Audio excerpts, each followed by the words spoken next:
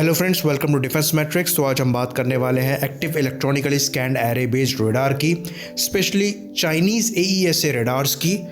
तो यहाँ पर हम चीज़ों को समझने की कोशिश करेंगे और कोशिश करेंगे चीज़ों को जितना हो सके उतना सिंप्लीफाई करने की, ताकि सबको समझ में आए। तो AESA रेडार्स में ट्रांसमिट और रिसीव मॉड्यूल्स होते हैं और ये इंडिपेंडेंट वर्क करने के लिए कैपेबल होते हैं। तो क्योंकि ये इंडिपेंडेंट होते हैं, अगर कुछ TRM ख़राब भी हो जाए तब भी जो रेडार है वो फंक्शनल रहता है। तो जितने आपके TRM होंगे उसके हिसाब से आपकी रेंज होगी, डिटेक्शन कैपेसिटी होगी और इंगेजिंग कैपेसिटी होगी। साथ ही साथ जो डिफरेंट TRM है वो डिफरेंट फ्रिक्वेंसी पे वर्क करने के लिए भी कैपेबल हैं। तो जो AESA रेडार होता है वो एक बार में डिफरेंट फ्रिक्वेंसीज को प्रोड्यूस कर सकता है, जिसकी वजह से इसको जैम करना ऑलमोस्ट इम्पॉसिबल होता है। यहाँ पर आपको रिलायबिलिटी भी ज़्यादा मिलती है, प्लस ये जैम प्रूफ भी होता है। पर ये सब एक कॉस्ट पे आता है, जो कि पावर कंजम्पशन है। इसका जो पावर कंजम्पशन है वो कन्वेंशनल रेडार से ज़्यादा है। तो चीज़ों को और ज़्यादा समझने के लिए एक एग्जांपल ले लेते हैं। तो जो रशियन फेजरट्रॉन का ज़ुक AESA रेडार है, उसके FGA-35 वाले वर्जन में करीबन 1016 TR मॉड्यूल्स हैं और उसकी जो रेंज है वो करीबन 250 किलोमीटर है 3 मीटर स्क्वायर RCS के लिए। और ये एक बार में 30 टारगेट को ट्रैक कर सकता है और 6 को एक ही बार में इंगेज कर सकता है। तो ये तो आपका एग्जाम्पल हो गया AESA रडार को समझने के लिए। और अब यहाँ से हम दूसरे एग्जाम्पल की तरफ बढ़ते हैं, ताकि आगे आपको चीज़ें ज़्यादा बेटर समझ में आए। तो इमेजिन करिए आपको एक गेमिंग PC बनाना है, जिसके लिए आप एक पावरफुल प्रोसेसर को लगाना चाहते हैं। तो यहाँ पर आप ये देखेंगे कि जो आपका प्रोसेसर है उसमें ज़्यादा से ज़्यादा कोर्स हों और उसकी जो फ्रिक्वेंसी है वो ज़्यादा हो। तो आप एक प्रोसेसर को ख़रीद के लाते हैं जिसमें ज़्यादा कोर्स हैं और वो ओवरक्लॉक्ड इनेबल है, यानी कि आप उसकी फ्रिक्वेंसी को बढ़ा सकते हैं। तो क्योंकि उसमें कोर ज़्यादा है, उसका पावर कंजम्पशन भी ज़्यादा होगा। और अगर आप ओवरक्लॉक करने का सोच रहे हैं तो वो भी दिमाग में रखते हुए आपको मदरबोर्ड लेनी पड़ेगी। और जो आपकी नई मदरबोर्ड होगी वो ज़्यादा पावरफुल प्रोसेसर को चलाने के लिए ज़्यादा पावर कंज्यूम करेगी, और उसको पावर प्रोवाइड कराने के लिए आपको नया SMPS लगाना पड़ेगा, जो कि ज़्यादा पावर को सप्लाई कर सके। तो बेसिकली आपको SMPS और मदरबोर्ड दोनों प्रोसेसर के हिसाब का चाहिए। और फिर अगर आप उसको ओवरक्लॉक करते हैं तो उसमें जो हीटिंग है वो ज़्यादा होगी और जो आपका एयर कूलर है वो काम नहीं करेगा। तो प्रोसेसर को कूल रखने के लिए आपको लिक्विड कूलिंग देनी पड़ेगी, जहाँ पर आपको वाटर पंप वगैरह सब लगाना पड़ेगा। तो उसका पावर कंजम्पशन अलग। तो बेसिकली ज़्यादा पावरफुल प्रोसेसर लगाने के लिए आपको पावरफुल मदरबोर्ड लगानी पड़ेगी और उसको पावर करने के लिए एक पावरफुल SMPS लगाना पड़ेगा, ताकि जो आप एडिशनल कूलिंग सिस्टम वगैरह लगा रहे हैं उसकी भी पावर को मैनेज किया जा सके। तो अब यहाँ से हम आगे बढ़ते हैं F-16 के रडार की केस स्टडी पर, और उसके बाद चीज़ों को रिलेट करके आपको समझाएंगे। तो जो F-16 के ब्लॉक 50-52 एयरक्राफ्ट हैं वो APG-68 V9 रडार को यूज़ करते हैं, जिसकी detection range 1 metre square RCS के लिए करीबन 70 किलोमीटर की है। और जो पावर कंजम्पशन है इस रडार का वो करीबन 5.6 किलोवाट का है। और ये जो रडार है वो एयर कूल्ड रडार है। तो बाद में इन एयरक्राफ्ट को अपग्रेड किया गया AESA रडार से, जहाँ पर APG-83 सेबर रडार्स को लगाया गया।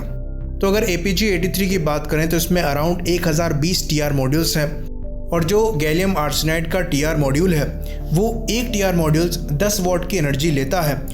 तो इसका जो टोटल पावर कंजम्पशन है वो अराउंड 10 किलोवाट का हो जाता है। और साथ में इसको कूल रखने के लिए आपको लिक्विड कूलिंग देनी पड़ती है, तो उसका जो पावर कंजम्पशन है वो अलग। तो F-16 के जो इंजन है वो इससे ज़्यादा पावर प्रोड्यूस नहीं कर सकते। तो इससे ज़्यादा पावरफुल गैलियम आर्सेनाइड वाला AESA रडार इसमें नहीं लगाया जा सकता। वहीं पर रडार की रेंज की बात करें तो वो डिपेंड करेगा रडार के ऑपरेशनल फ्रिक्वेंसी पे, पल्स रेपिटेशन फ्रिक्वेंसी पे, पल्स विड्थ पे, और साथ ही साथ और भी कई फैक्टर्स हैं उन पर। तो जो APG-83 रडार है उसकी जो डिटेक्शन रेंज है 1 मीटर स्क्वायर ऑब्जेक्ट के लिए वो करीबन 87 किलोमीटर्स की बताई जाती है। तो अगर APG-68 पल्स डॉपलर रडार से कंपेयर करें तो रेंज में खाली 17 किलोमीटर का अंतर है। तो अब बात करते हैं चाइनीज़ AESA रडार्स के बारे में।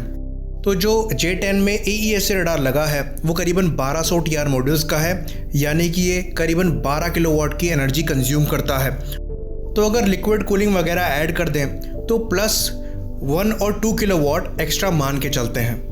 वहीं पर J16 AESA रडार की बात करें तो कहा जाता है ये करीबन 1750 TR मॉड्यूल्स के साथ आता है, तो इसकी भी पावर लगभग हम 18 किलोवाट के आसपास मान लें और लिक्विड कूलिंग का प्लस 1 और 2 किलोवाट ऐड कर दें तो ये 20 किलोवाट के अराउंड इसको पावर की आवश्यकता होगी। वहीं पर अगर J20 के AESA की बात करें तो ये करीबन 1856 TR मॉड्यूल्स के साथ आता है और इसका पावर कंजम्पशन 20 किलोवाट से कुछ ज़्यादा होगा। तो ऑन एवरेज अगर हम पावर कंजम्पशन को अज्यूम करें तो जो J10 है उसका करीबन 14 किलोवाट का है, J16 का करीबन 20 किलोवाट का है और J20 का 20 किलोवाट से कुछ ज़्यादा का है।